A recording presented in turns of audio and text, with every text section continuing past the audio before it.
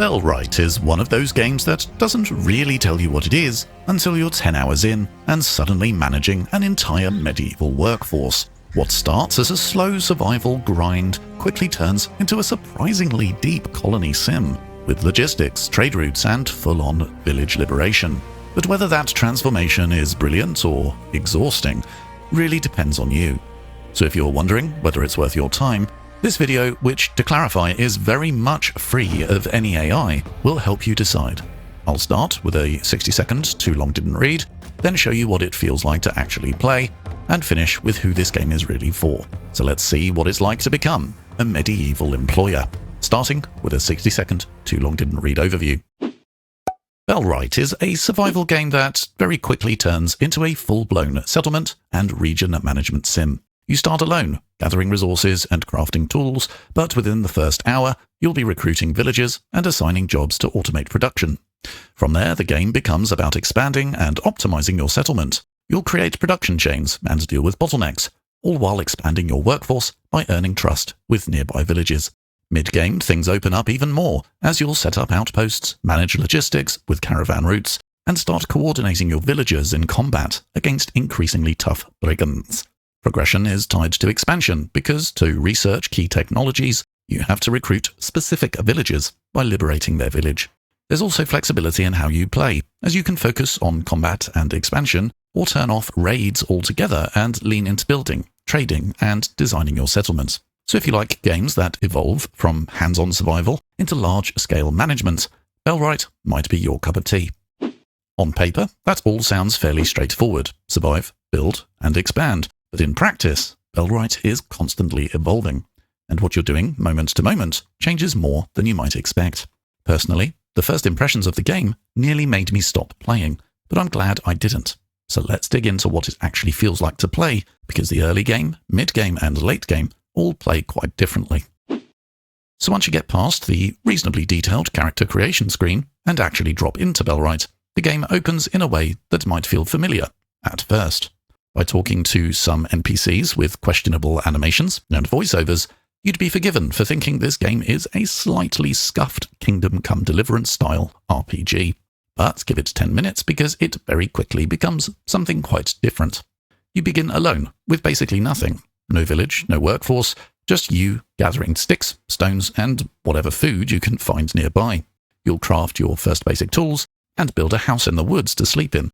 But that lonely existence doesn't last long, because the game doesn't really want you to stay there. So it very quickly starts nudging you towards something altogether bigger. Because instead of just surviving on your own, it doesn't take long for you to recruit your first villager, which is the moment the entire game changes, because suddenly you're management. You'll be assigning jobs and setting their priorities to begin automating tasks, such as gathering, crafting, hunting, and transporting resources. There's still a fair bit of micromanagement early on, as you fix problems and wonder why no one is doing the one job you desperately need doing. And even though there is winter and food stores to consider, neither are particularly brutal mechanics. So the direction of travel is a constant shift away from survival game towards colony management. And from here on, the core loop starts to take shape.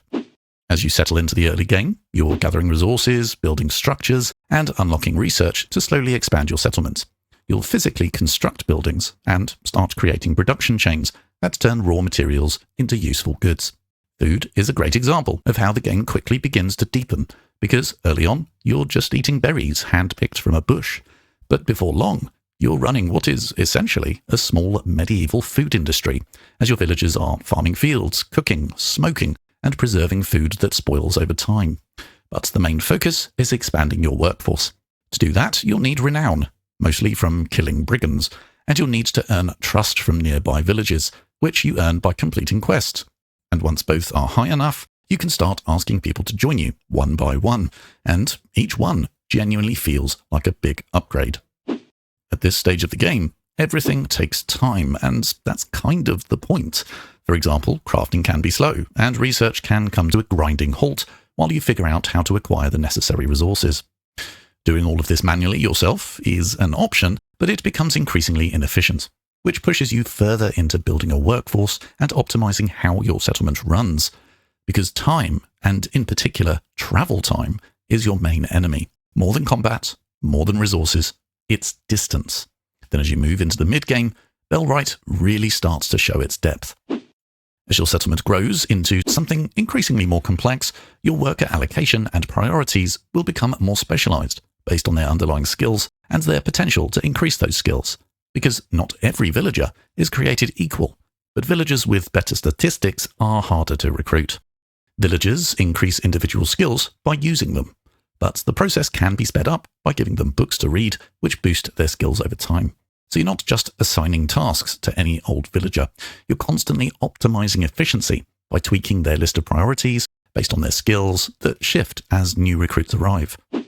Your production chains will expand and increasingly overlap too. You're no longer just gathering raw materials off the ground, you're refining and combining them and managing multi-step crafting processes, which come with bottlenecks, and unclogging those becomes one of the core pillars of the mid-game. Instead of progressing the story, there were times where I chose to spend many happy hours, or, depending on your personality, an alarming number of hours, simply rearranging my settlement, because clearly the problem was the layout, not me. But there comes a point where you need to harvest resources that are only available away from your base, which is when you'll start to set up your first outposts with a house and storage of their own. The key is to reduce your workers' travel time so they can produce resources for you all day with minimal time lost to commuting. But then you'll need to get those resources back to your main settlement, which is where the caravan system comes in, which also enables you to trade with nearby villages by giving your villagers hand-pulled carts and setting up rules for your villagers to follow. Deciding what gets moved, where, how often, and exactly what can be stored where becomes a big part of the game. And this is the moment where Bellwright stops pretending to be a survival game. It's more like a resource and logistics-focused city builder than a survival game or RPG. While all of this is happening, combat is quietly scaling up in the background. At first, you have to repel the occasional small band of brigands that you can pretty much deal with yourself. But the next attack is never far away, and it's usually worse than the last. So eventually, you'll be coordinating groups of your own villagers in combat to either defend your settlement or going on the offensive to remove the brigand threat in the surrounding areas. The way you swing your sword and block with your shield feels much like, but less refined than, Mount and Blade 2 Bannerlord, as does commanding your villagers in combat. It's around this point in the game when one of the most important progression systems in the entire game comes into play. Up to this point, researching new technologies is a case of producing enough resources and allocating a villager to your research bench. But in the mid-game, you'll find that certain items can only be researched by a villager with a specific profession. However, those villagers are more difficult to recruit, and you can only do it once you've liberated their village from the local brigands, encouraging you to expand across the map to unlock new technologies. Once you've gained enough trust by completing quests and earned enough renown by killing brigands, you can eventually construct a bell tower in that particular village. Give the bell a ring, and that's when things get serious. Proper serious, as you'll trigger a big fight, which, if you win, will liberate the town and give you access to the higher level villagers, expanding your workforce and removing a barrier to tech tree progression. Once liberated, you also unlock a whole new layer of systems to manage that village. You can influence the village's prosperity, invest in improvements, and organize militia. And at this point, the game shifts again from managing a settlement to managing a region. Rinse repeats this process enough, expanding your reach across the map by facing increasingly dangerous foes, and you eventually end up in a showdown with the big bad of the game, Lord Ashbourne. But that big showdown is many, many hours down the line. Alongside all of this, there are a lot of smaller systems that add flavour, depending on what kind of player you are.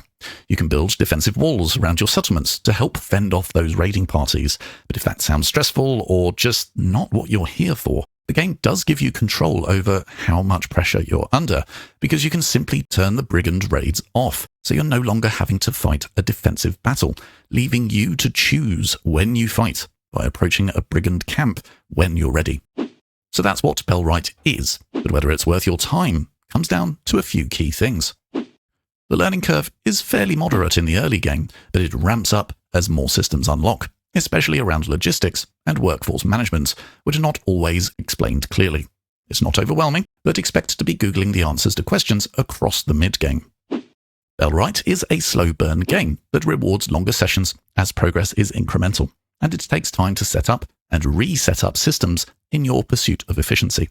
It's great for those with 2 hours to spare at a time, but shorter stints are possible, especially if you turn off the brigand raids. Yes, you can play with friends. Bellwright supports co-op multiplayer, letting you build and manage a settlement together, which can make both the workload and the chaos much more enjoyable. As an early access title, Bellwright doesn't currently have any DLCs, but it does continue to receive minor and major updates and recently released on console. I've also been enjoying the game on Steam Deck and Steam Machine, which runs perfectly fine. It's also early days when it comes to mods.